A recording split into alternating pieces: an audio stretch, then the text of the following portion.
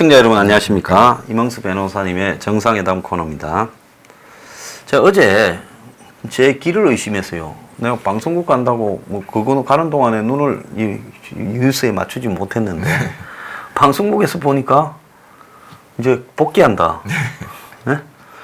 그러면서 추경을 8월 1일 날 처리하고 한중러 규탄 선언을 하고 원포인트 안보 국회를 열어서 하길래 나는 국정 무슨 조사나 얻어낸 줄 알았어요. 국정감사나. 그것도 아니고 운영위원회에서 안보 사항을 질의한다. 그러면 뭐 딴 거 다 비늘 하고 뭐 뺐다고 다 빼고 살만 도려내면 뭡니까? 그냥 뭐 민주당 하자는 쪽에 다 하겠다는 그러죠. 이거 얻은 거 아무것도 없는 거죠. 근데 또 나온 패널 하나가 방탄국회라고. 그래서 누가 돈 먹다가 지금 무슨 그 영장이 떨어져가 무슨 뭐 청와대로 가서부터 이제 뭐 체포영장이 발부됐나. 그것도 또 아니에요. 그럼 뭔가 했더만 영등포 경찰서에서 21명을 어제부터 나오라 했다. 선진화법 이거 말씀하시죠? 네, 선진화법. 뭐 신은 9명인데 그 중에 또 골라가지고 21명을 출두하라고 했다. 자, 영등포 경찰서장이 그냥 국회의원을 그 다리 건너면 영등포 경찰서인데 국회의원을 다 몰아갖고 이 뺑아리 새끼들처럼 우리에 가두는 데 성공했어요. 딱장에. 좀 쪽팔리지 않습니까? 그러니까 결국은 이제 국회 선진화법 위반 문제가 이제 벌금형만 이제 선고되고 하면은 이제 당선 이제 뭐 국회의원 자격이나 이런 거 박탈당한다고 하니까 지금 그러시는 것 같은데. 그러니까 뭐 그런 면은 뭐 이해가 되지 않지만 이해가 안 되는 건 아니지만 아니 근데 그럼 뭐 조사만 되면 다 처벌받을 것이며 처벌이 된다 그래서 그러면 그게 확정되고 뭐 이렇게 될 때까지 이게 시간이 상당히 또 걸릴 거고 그래서 그런 것 자체를 두려워하면서 도대체 야당 정치인은 뭐하러 하시는지 모르겠습니다. 그러니까 잡아가라 하고 제가 볼 때는 막 49명이 영등포 경찰서에 전부 출두하고 그래가지고 그냥 우리 잡아가라 하고 안 되면 이거 대통령이 입장 밝힐 때까지 우리는 그냥 안 갈란다. 예, 국회 이러든지. 근데 지난 토요일인가 황교안이가 뭐 모처럼 무슨 뭡니까 군사합의니 뭐 파문점이니 다 무효다 하고 뭐 5명 정의용 뭐 정경두 등 5명 500개라. 그리고 또 거기에 덧붙여서 하는 이야기가 뭐 이 안보 관련해서 이 국정감사를 하자, 국정조사를 하자, 뭐 이렇게 말을 했어요. 그래서 뭘 좀 잘못 오늘 와저래 좀 이렇게 모처럼 그래도 말이라도 하나 했더니만 이틀 뒤에 이제 저 말을 하려고 이제 밑밥을 뿌려놓은 것 같아요. 그리고 또 어제 한국당 의원들이 뭐 미국에 무슨 전술핵을 배치해야 되니 뭐 나토식 핵보유 뭐 이런 소리들을 했는데 저것도 또 가만히 보면 기어 들어가려고 하는 소리였다. 그래서 그냥 국민들을 어떻게 속이는가 하는 데만 몰두한 것 같아요. 창피를 모르고요. 근데 나경원이가 오늘 또 걸작인 이야기를 했습니다. 문희 지지율 관리에 혈안이 되어 있는데 청와대 멘붕 상태인데 누가 멘붕인 것 같습니까? 제가 멘붕이요. 청와대가 멘붕이라는 나경원 대표님 말씀에 제가 멘붕이 오는데요. 지난번에 1분 30초 문희 황 대표 좀 여기 이따 가라 했을 때 우리가 그래도 야당인데 가끔씩은 말만 세게 할 거니까 그거는 듣기 싫어도 좀 들어주세요. 이 말 했는가. 지금 이 보면요. 이런 말만 듣고 뭐 문재인이가 무슨 뭐 나경원이가 처음 원내대표 교섭단체 연설했을 때 김정은의 무슨 수석 대변인이다. 그것도 그 말하면서 한 너댓 번 더듬으면서 그 말을 했잖아요. 그 뭐라 했습니까? 보수가 무슨 나다르크니 지랄 또 바로 빼옵사 들고 이랬을 때 나다르크 어쩌 했는데 이 지금 완전히 좀 저는 딱 프로레슬링 보는 것 같아요. 짜고 져주는. 잔다르크가 이제 어떤 프랑스의 이제 그 영웅이 된 뭐 여러 가지 이유에 대해서 뭐 좀 여러 가지 설들이 많지 않습니까? 뭐 이게 과연 이게 뭐 진짜 이게 어떤 그 시골의 소녀냐? 뭐 방금 광신도 좀 미쳐가지고 뭐 정신분열증을 앓고 있는. 그래서 망상을 바라보는. 근데 제가 이제 좀 이렇게 뭐 프로그램 같은 것도 보고 하니까 그거는 모르겠고 다만 확실한 거는 잔다르크가 전투의 맨 앞장에 서서 실제 이제 그 영화 같은 데서 나오지만 이제 가슴 쪽에 화살을 맞아서 정말 목숨까지 잃을 뻔도 하고 근데 막 그 잠깐 자고 일어나서 또 일어나고 새벽에 또 앞장서고 그러니까 거기에 진짜 그 내노라는 프랑스의 이제 무장 귀족들이 진짜 감복을 해서 진짜 이 잔다르크를 따라서 막 전쟁을 하다 보니 정말 어떤 기적 같은 이제 상황도 그렇죠. 이제 한마디로 부대의 이 정신력에 그렇습니다. 잔다르크가 그 일종의 그렇습니다. 이 원동력을 제공한 그렇습니다. 거죠. 그래서 저 소장이 형도 말씀드렸지만 나눈 적이 있지만 메가도, 패튼, 롬멜 그 뭐 역사상 뭐 아주 제대한 뭐 나폴레옹을 포함해서 어떤 뭐 군사적 천재라고 불리는 이런 장군들이 물론 군사적 지식이나 뭐 이런 것들도 우수했지만 특징이 그러니까 정말 최전선에서 총탄과 포탄을 두려워하지 않고 꿋꿋이 버텨나가는 모습을 보면서 부하들로 하여금 따라가지 않을 수 없게 만드는 뭘 가지고 나경원 대표를 라다르크라고 하는 건지 한 3년, 4년 됐나요? 미국이 철수하면서 뭐 전차, 뭐 험비차, 장갑차, 포, 자주포, 뭐 온갖 걸 첨단 무기를 다 주고 이라크군을 훈련시켜갖고 무장시켰는데 모술에서 IS가 그 토요타 뭡니까 이 픽업 트럭에 타가지고 무슨 이렇게 기관총 장치에서 몰려오니까 무기를 싹 다 놔두고 몇만 명이 도망을 가버렸지 않습니까? 몇천 명 오는데요. 그러니까 싸움이라는 게 아무리 좋은 무기도 필요 없고 월남군이 그랬지 않습니까? 월남군도 그렇고 다낭에 함락되거나 이런 과정을 보면 그냥 월명이 자기들보다 병력이나 장비에서 월등하게 약했는데도 밀고 들어오면 와 하면 그냥 다 놔놓고 도망갔잖아요. 그래서 싸움의 승부라는 거는 근본적으로 이기려고 하는 지도자의 어떤 이 헌신 그리고 모범 이런 게 있느냐 좌우되는 거 아니겠습니까? 그렇습니다.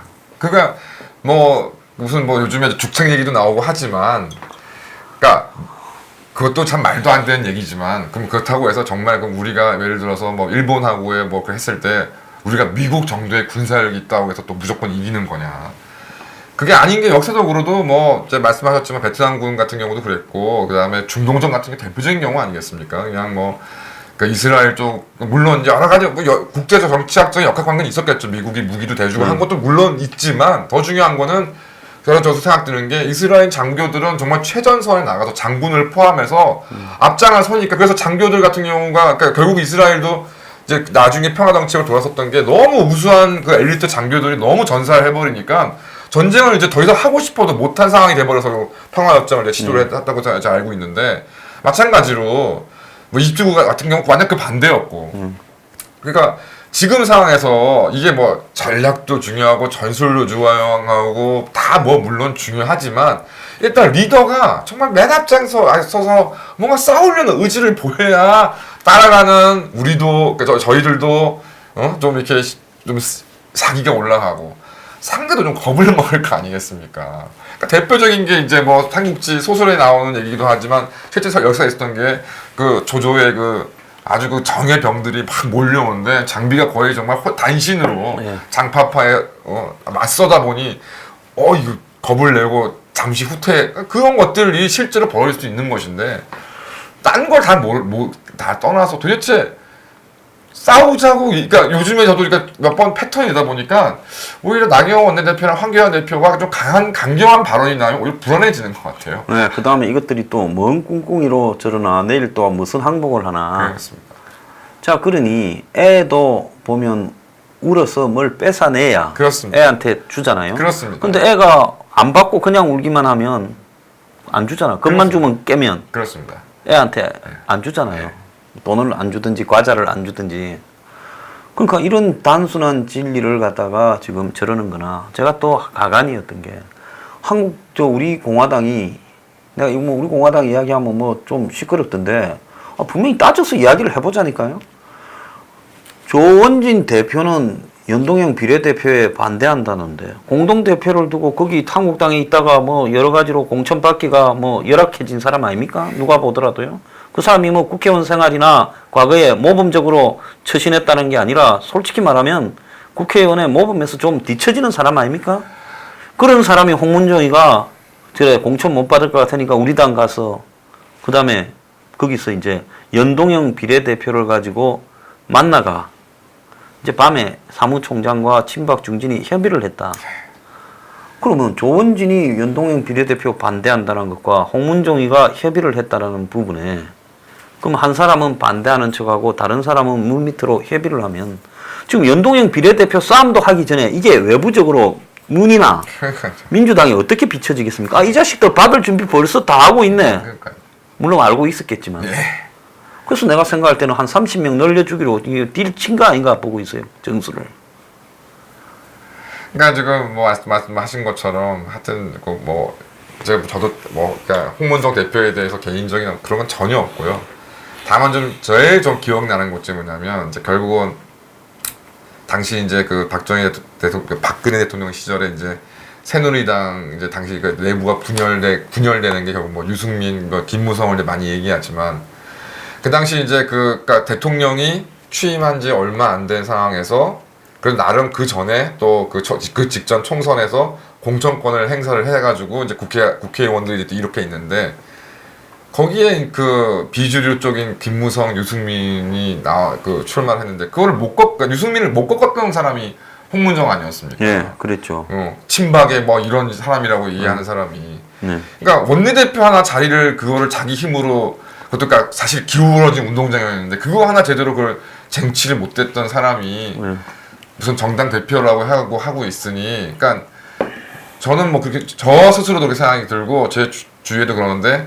사실은 뭐 소장님도 말씀하셨지만 현재 우리 공화당 당원분들이나 태극기 집회 나오셔서 정말 고생하시는 분들은 제가 뭐라고 말씀드릴 수 없을 정도죠. 그러니까 그 노력이나 그 열성은 제가 뭐 따라갈 뭐 엄두도 제가 뭐 못 낼 분들인데, 근데 그래서 사실 그 진짜 우리 공화당의 어떤 그 힘이 이게 참 만만치 않구나. 진짜 이거를 그냥 뭐 예사로 볼 게 아니다 생각하고 있었는데 그런 상황에서. 조원진 의원까지는 또 모르겠는데 홍문종 의원이 탈당해서 대표가 되니까 우리 공화당에 대해서 다시 한번 인상을 솔직히 찌푸리는 분들이 저 포함해서 제 주위에 꽤 됩니다. 저도 뭐 당연히 그 뭐 홍문종이로 상징되는 부분이 있는데 그럼 우리 공화당이라는 것은 박근혜 전 대통령에 대한 자신들의 헌신 뭐 그분 내하고 생각이 달라도 어쨌든 그건 인정한다는 겁니다. 헌신을 했다.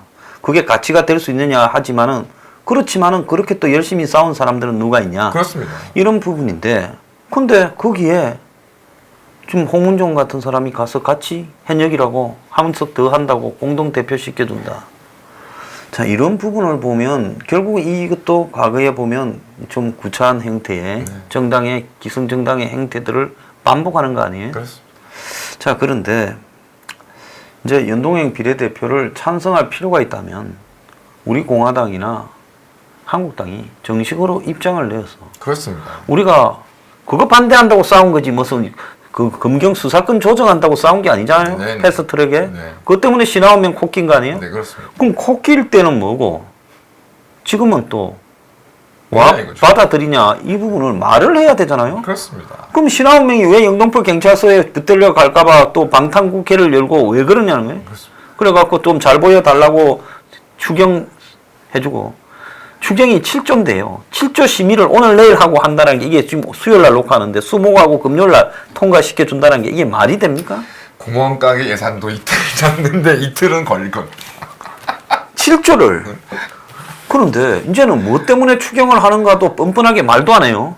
처음에는 미세먼지 추경, 고성 산불 추경, 무슨 뭐 일본의 수출 규제 추경.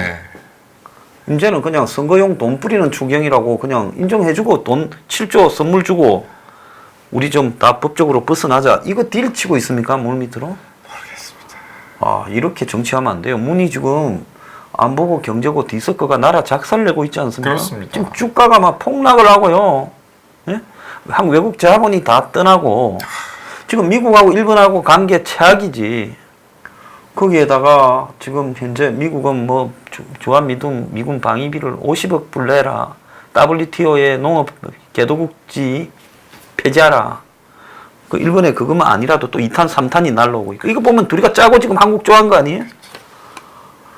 자, 거기에다가 안보를 보면 무슨 뭐 일본하고 싸우니까 닦고 싸우는 경계 지점 독도에다가 중국하고 러시아가 이제 둘 싸우는 걸 이용해서 우리가 독도 영공을 인정하지 말자. 분쟁 지역이니까. 그거 아니겠습니까? 그렇습니다. 거기에 또 일본기까지 날라와가 비행기가 엉겨들고 그러가다 북한은 또 미국하고는 관계없다. 너가 한국을 향해 쏘는 거다. 한미 군사훈련, 연합 군사훈련 하지 말고 공격용 무기 F-35 도입하지 마라. 40대 산다고 돈 주놨는데 2대가 먼저 들어왔는데 이거 2대 한국에 도착했다고 환영식도 제대로 못했어요. 그냥 밑에 쫄병들끼리 하고 말았어요. 10월 1일 날 이제 그거 데뷔식을 한다는데 이제 데뷔식도 못하게 생겼어요. 그러면 이제 38대 주면 차례대로 안 받겠다 할 겁니까? 돈 주난 거. 여기에다가 지금 뭐 트럼프는 그냥 뭐 그 한국이 일이지 위기가 우리는 모른다.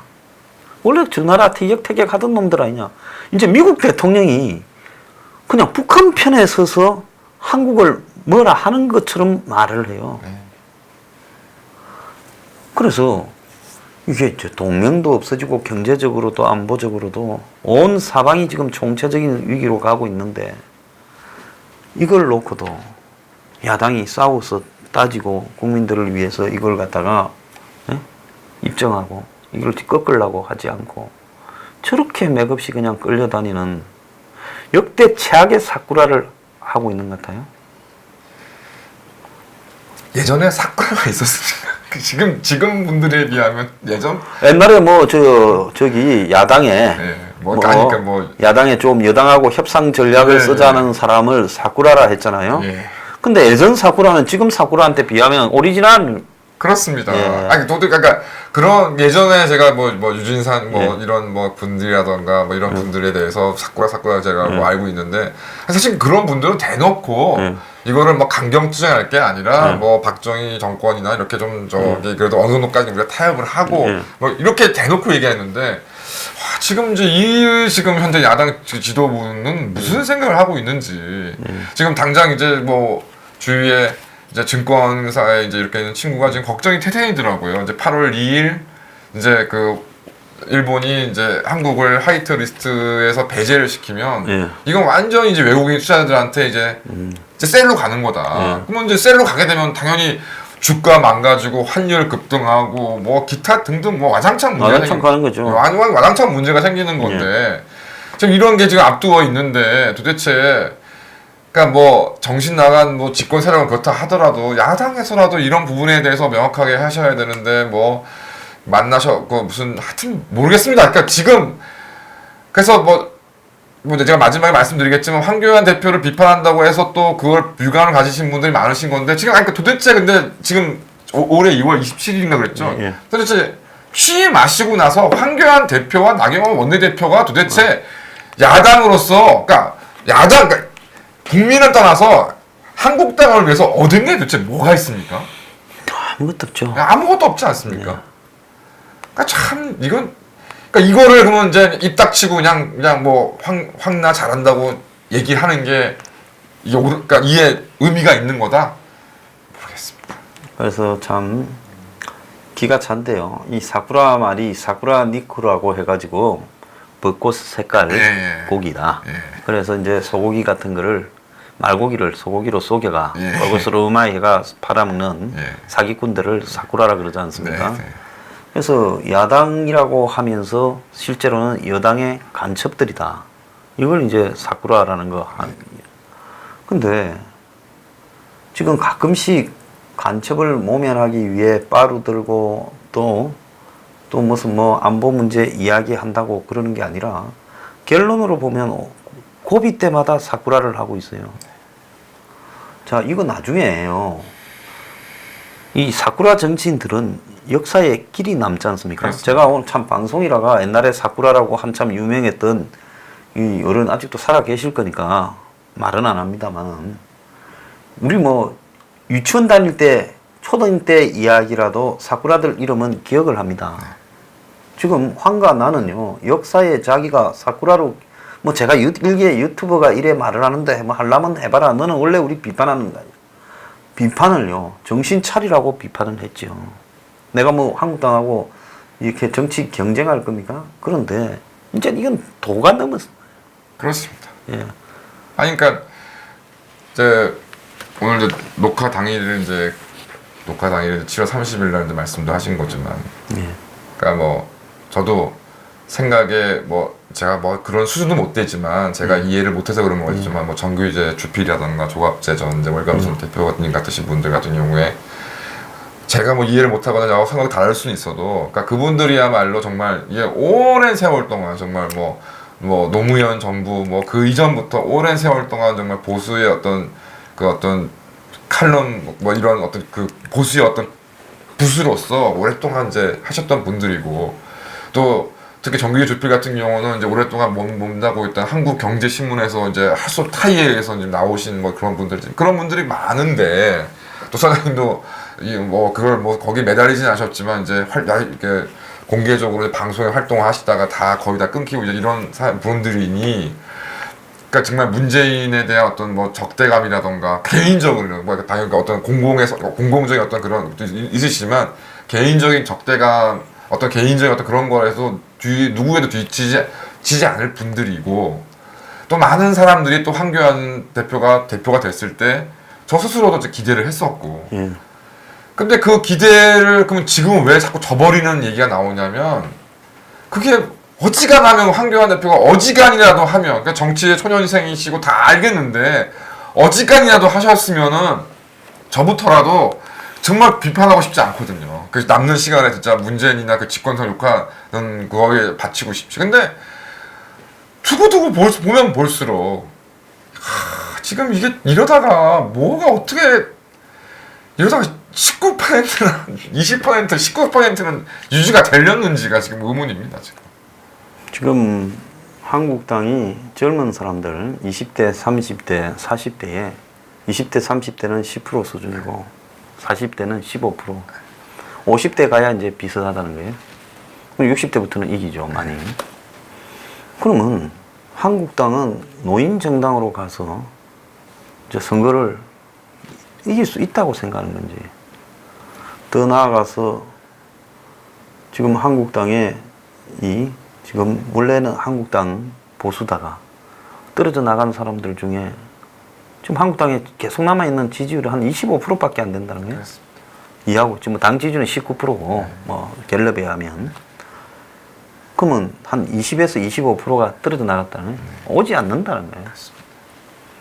그러면 여기서 중요한 부분은 쇼하는 게 아니라 진정으로 이 문 정권의 무도함을 브레이크 걸고 우리가 보여주는 새로운 보수의 가치는 이런 것이다라고 말을 해야 되지 않겠습니까? 자, 경제 대전환일을 만들어서 보여주겠다 했는데 지금 두 달 반쯤 돼가요. 놓은 게 없어요. 나와도 빤해요. 정경련 아마 아류 이야기 하게 될 겁니다. 뭐 멤버들이 모양이 그러니까. 자, 이 시국 때 문의 경제가 틀렸다고 하려면 내 경제를 이야기해야 될 거예요. 전번 토론하자 했잖아요. 근데 토론하면 개망신 당할 거라 했잖아요. 그러니까 문희상이가 그래 내가 주도해서 토론하자. 그리고 너 국회 들어오라. 자, 안 하지 않습니까? 그럼 뭐냐? 토론을 해서 제압을 할 이론적 배경이라도 갖고 있느냐. 지금 이런 부분이 매우 우려스럽다는 거예요. 그래서 문이 숱한 국제적인 고립을 경제 안보에서 자초하고 있음에도 불구하고 야당이 이걸 어떻게 공격해야 될지를 모른 채 지금 나 그냥 골 때리는 게 당협 253개를 보고 1번 규탄 플래카드 걸어라. 이제 이거야말로 옆에 민주당도 걸려있는데 옆에 한국당도 끌어놓으면 이게 한국당인지 민주당인지 그렇지 않습니까? 하여튼 그러니까 이거 무슨 친일 반일의 문제가 아니라 이 지금 일본과의 그러니까 저는 이렇게 생각합니다. 최소한 보수적 성향을 가지고 있는 이제 국민이라면 그게 무슨 친일 반일이 문제가 아니라 일본과 이제 이런 식의 관계가 됐을 때 이게 지금 우리 그 대한민국 체제의 근간인 경제적 체제의 근간인 안보도 사실 마찬가지인데요. 근데 그게 좀 유지가 될 거냐 안 될 거냐가 지금 걱정인데 거기에 지금 민주당에 동조한다 그래서 그러면 우리가 무성의한 국민들의 어떤 그거를 지지를 이끌어낼 것이며 그러면은 지금 반일 놀이에 지금 심취해 있는 그런 이른바 중도 이상의 왼쪽에 있는 국민의 지지를 얻을 것이며 그리고 그 요즘에 그러니까 저도 이제 뭐 뚜렷하게 제 생각은 아니지만 그러니까 소장님의 이제 그 서민 포퓰리즘 15조 1항을 이제 1조를 제가 보면서 느낀 게 사실 그런 얘기들이 많았지 않습니까? 뭐 보금자의 주택이다, 국민행복주택이다 뭐다 했는데 실질은 결국 뭐냐면 예를 들어서 강남에다가 보금자의 주택을 짓는다. 근데 시세가 시세가 한 10억 된다. 그럼 그거를 이제 이것저것 깎아가지고 한 7, 8억에 분양을 해준다. 그럼 7, 8억을 분양해주는데 뭐 지금이 아예 대출이 반도 안 해주지만 그러면 80%를 뭐 7, 80% 해준다 그랬을 때 쉽게 말해서 돈 2, 3억을 내가 들고 있어야 그 집을 받을 거 아닙니까? 그럼 대한민국 저도 그래서 궁금해 좀 생각해 본 게 만약 나는 그 당시에 현금 2, 3억 들고서 그 집 분양을 신청할 수 있었을까? 그거 변호사신데 네. 맞벌이 하시고 현금 가지고 그러니까 그 현금을 딱 들이밀 수 있냐 이거죠. 나머지 대출 받는다 하더라도.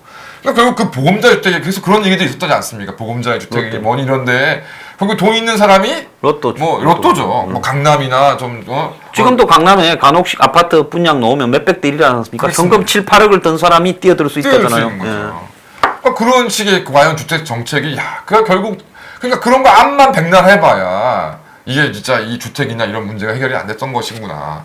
그러면 지금 뭐 한국당 쪽에서 정말 뭐 모르겠습니다. 뭐 이러저러한 이데올로기적 거부감이 있는 것도 좀 이해가 안 되지만, 그러니까 정말 그래서 제가 요즘에 뭐 저 직원들이나 이런 얘기를 이제 워낙 이제 뭐 황 소장님을 젊은 사람 잘 모르거나 안다 하더라도 이상한 사람으로 알고 있으니까. 근데 이 양반이 이런 얘기를 한다. 그러니까 굉장히 긍정적으로 생각하더라고요. 왜냐하면 뭐 예를 들어서 이러저러한 국가에서 소유 주택에 대해서 그것도 뭐 금융적인 지원을 해줄 테니까 그거를 하고 사실은 이 그런 주택 가지고는 누구도 투기나 투자 그건 기대하지 마라. 그냥 사는 거다. 그러니까 선택을 할 수 있지 않습니까? 그래서 그런 부분에 굉장히 공감들을 많이 하고 현재 지금 20, 30대 평범한 젊은이들이 지금 취직이 안 돼가지고 난리인데 무슨 규제 완화니 이런 거에 무슨 관심이 있겠어요. 예, 그래서 한국당이 지금 신자유주의가 세계적으로 망해버려서 미국의 트럼프도 안 하고 있는데 영국도 안 하고 그런데 그 신자유주의나 세계화를 말하고 있고 또 더 나아가서 한국당의 경제는 규제 완화만 내리 이야기를 하고 부동산을 시장 자유를 이번에 부동산 무슨 분양가 상한제 물론 그거는 답도 아니지만 맞습니다. 그렇지만은 분양가를 상한제를 해서는 안 된다고 저렇게 용을 쓰는 보수 언론이나 한국당의 입장을 보면서 너네들이 이게 투기와 밀접한 관련이 있구나라는 의심도 피할 수가 없는 거예요. 그러니까 뭐 제가 볼 때 20, 30대 입장에서는 제가 생각해보면 뭐 의심이고 나발이고 뭐고 사람으로 안 보이는 거죠. 사람으로 안 보입니다. 지금 그러니까 뭐 부동산은 나중에 치고 뭐 일자리 등등에 대해서도 그러니까 그런 거에 대한 고민조차 안 하고 있는 사람들을 대해서 사람으로 보겠습니까? 저 같아도 그럴 것 같아요. 그러니까 20, 30대 지지율이 그렇게 나오는 거고 그나마 40대부터는 그래도 이제 집도 뭐 가지고 있는 사람도 있고 그러니까 쉽게 말해서 뭐 대기업 낙소효과랑 같은 게 삼성전자 주식 살 돈도 있고 하니까 조금 그때부터 문제가 나가는 거지. 20, 30대 지금 현재 뭐 삼성에 취직을 할 수가 있습니까? 삼성 주식을 살 수가 있는 돈이 있습니까? 결혼할 수가 있냐? 뭘 가져야 무슨 재벌이 잘 돼가지고 그걸 그러니까 지금 뭐 규제 완화 다 그거는 기본적으로 원래 해야 되는 것이긴 하지만 그것보다 지금 당장 20, 30대들한테 설득할 수 있는 최소한의 정책적 대안이라도 대안을 고민한다는 모습이라도 얘기를 해줘야죠. 미국의 공화당이 미국의 신자유주의가 미국을 파괴했다라는 부분을 모른 채 신자유주의를 주장하다가 트럼프한테 당원을 다 뺏겨가 공화당이 지금 낙동강 오리알이 돼버렸어요. 그렇습니다. 공화당의 가치가 무너져버렸잖아요. 그렇습니다. 미국의 민주당이 상류 엘리트 뉴욕에 있는 샌프란시스코의 ICT 그거에 몰두하다가 미국의 민주당 지지층이 전부 사회주의자가 돼버렸어요. 그렇습니다. 젊은 층이 51%가 사회주의다. 그러니까 샌더스한테 저렇게 가버리고 이번에는 워렌이나 그렇습니다. 해리스한테 가는 거 아니에요? 그러니까 미국의 민주당과 공화당이 헛발질을 하는 바람에 이제 당 외곽의 파퓰리스트들한테 당이 장악돼 가는 거죠. 자, 한국당이 지금 저런 행위를 하는 것은 이 문을 정말 돋고 있는 간첩행위고 결국은 이걸 갖다가 기성정당의 몰락에 우파부터 무너진다. 그렇게 되면 지금 나중에 좌파도 어느 시점은 무너지는데요. 그런데 한국당부터 무너지기 때문에 좌파들은 지금 천지를 모르고 20년, 30년 집권을 말하고 있는 거 아니겠습니까? 그래서 저는 이런 상황에서 무슨 보수 빅텐트 어디서 끼어들은 거는 있어가 좌파들한테 안철수까지 언급을 해요. 나는 이제 기가 차기 시작해가. 내가 지금 안철수의 정체를 폭로한다고 얼마나 개고생을 했는데 결국은 문재인 도와줬잖아요. 그리고 지난번에도 중도인권 철하면서 결정적으로 표를 분열시켜 버리지 않습니까? 지난번에 안철수 표, 홍준표 표, 그 다음에 저 유승민 표 3개 합치면 저 뭡니까? 심상정과 문재인 합친 것보다 훨씬 많잖아요. 그렇습니다. 그럼 이게 뭘 의미하느냐? 결국은 그 안철수를 지금 데리고 와가 한국당에 또 빅텐트에 집어넣자라고 말을 하는 놈, 이거는 벼락 맞아 죽어야 될 놈들이고, 그 다음에 그게 또 더해서 보수의 원로 중에 원탁이라고 할 만한 사람이 누가 있습니까? 그래서 원탁의 일을 말하는 것도 웃었고, 그래서 이제 무조건 힘을 모으자가 아니라 완전히 정책 차별화를 해서 보수를 다양화시켜야 제가 보수가 어차피 총선은 하는 꼬라지 보니 틀렸고 대선에라도 사는 수가 나온다 이렇게 봅니다. 하여튼 정말 아니 그러니까 이게 진짜 마이클 무어의 이제 최근 다큐멘터리를 보니까 이제 트럼프 이제 저도 봤습니다. 화시 뭐 그래서 9일인가. 그래서 그걸 봤는데 그 중에 참 인상적이었던 장면이 이제 그 마이클 무어가 이제 물론 좌파니까 좌파 얘기 왜 하냐 그러시는 분도 할 말이 없지만 어쨌든 좌파긴 하지만 신경 쓰라고 하십시오. 뭐 그런 소리 한 놈은 그냥. 그러니까 이제 그 사람이 이제 미시건주 이제 플린턴 씨라는 이제 예전에 지혜 공쟁으로 굉장히 그 유명했다가. 그래서 거기가 좀 그 양반 영화에 이제 무대가 많이 되는데 거기 이제 식수 문제가 이제 그게 또 독성으로 오염됐죠. 그 미시간 주지사가 장난을 치고 했어요. 그래서 이런 문제가 있어가지고 이제 또 당연히 뭐 잘 못 사는 지역이다 보니까 흑인도 많고 그러다가 이제 오바마가 왔다는 겁니다. 오바마가 와가지고 참 이제 기대가 컸죠. 이렇게 이제 이거 마시면 그래서 이제 물을 이제 왔는데 그러니까 결국은 보니까 그 이제 미시간 주지사가 문제가 없다는 걸 얘기하는 것까지 뭐 그건 그렇다고 치는데 아무 문제가 없다면서 물을 이제 딱 갖다 이게 이 프린터시 수돗물이라면서 물을 딱 마시는데 요러고 말더라고요. 네, 결국 입에 안 삼켰다는 거죠. 차라리 쇼를 할 거면은 그냥 확 들이키든가. 거기에 이제 막 프린턴 시에 거주하는 흑인들을 포함해서 진짜 막 붕괴를 하더라고요. 그래서 뭐 이제 물론 여러 가지로 또 달리 평가 부분이 있지만, 그러니까 그게 결국 트럼프, 그러니까 오바마가 정말 잘했으면 이 트럼프 현상이 됐겠나? 안 됐죠. 아니 그러니까 그런 또 허점들이 있었기 때문에, 그러니까 결국 이제 이런 현상이 있었던 거고. 그럼 트럼프를 도대체 뭘 봤느냐? 저는 트럼프가 현실을 봤다고 생각합니다. 그러니까 그 마이클 무어가 좌파이긴 하지만 이제 그 미국의 어떤 실상들, 그 중서부의 그 황폐한 그 동네들의 그 모습을 보여주면서 막 그 정말 그 전쟁까지 참전해가지고 돌아온 퇴역 군인이 정말 제대로 된 일자리나 그 어떤 그 상종 이라크 갔다가 왔더만은 죽을 고비를 넘겨서 미국이 우리 동네가 이라크보다도 더 못하다 꼬라지 한번 봐라 그 이야기를 하죠. 그 사람 그래가 나중에 화가 나서 출마를 하잖아요. 예, 막 출마. 그러니까 그래서 그러니까 마이클 무어와 트럼프가 좀 상당히 반대편에 있는 거지만 그래도 이제 어떤 미국 사람들의 정말 보통 사람들의 현실은 보고 있다는 점에 동의가 생각하고 이념이나 이런 걸 떠나서 지금 우리 현실을 좀 보자. 그러니까 어느 분께서는 스펙도 별로 안 좋은 아들이 뭐 이렇게 좀 좋은 회사도 들어가고 하셨지만 현실은 그 스펙을 정말 그 좋은 스펙을 쌓기 위해서 아둥바둥을 하기도 어렵고 또 설사 스펙을 쌓는다 하더라도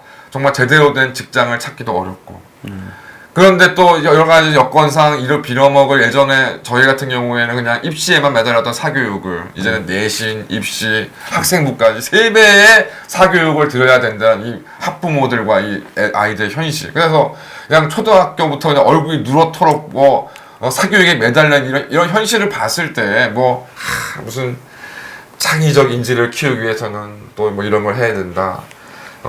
대기업이 잘 돼야 이제는 시가 안 먹히는 거죠. 네, 흘러간 노래고요. 과거에 우리가 10%씩 두 자리 성장을 할 때 이야기를 가지고 지금 하다가는 맞아 죽습니다. 과학적으로는 체계적으로는 몰라도 피부로는 다 알고 있잖아요. 그런데 지금 하고 다니는 이야기를 보면 한국당이 탄핵 사태 벌어진 이후에도 생각이나 사고가 전혀 바뀌지 않았고 또 한교안이 갔다가 좀 있으면 쫓아내겠죠. 지지율 떨어지면 확실히 배신하죠. 그렇죠. 한교안 쫓아내고 나면 또 어나더 한교안이 와서 또 그러다가 지금 갈 겁니다. 지금 한국당의 문제는 사람의 문제도 아니고요. 근본적으로 무슨 일이 벌어지고 있는가라는 한국의 현 상황에 대해서 그야말로 아무런 관심이 없다라는 데서 비롯된 거다. 저는 그렇게 보고 있습니다. 자, 듣기 싫더라도 제대로 들으시고요. 특히 보수 성향을 가지고 있어서 문이 꼴보기 싫은 사람은 문이 내일 모레 탄핵된다라는 이런 황당한 소리에 귀 기울이기보다는 지금 보수하는 꼬라지로는 희망이 없다라는 부분에 대해 깨닫고요. 그럼 그 다음에는 무엇을 해야 되는가를 고민하는 게 더 중요하다 봅니다. 오늘 마치겠습니다. 네, 감사합니다.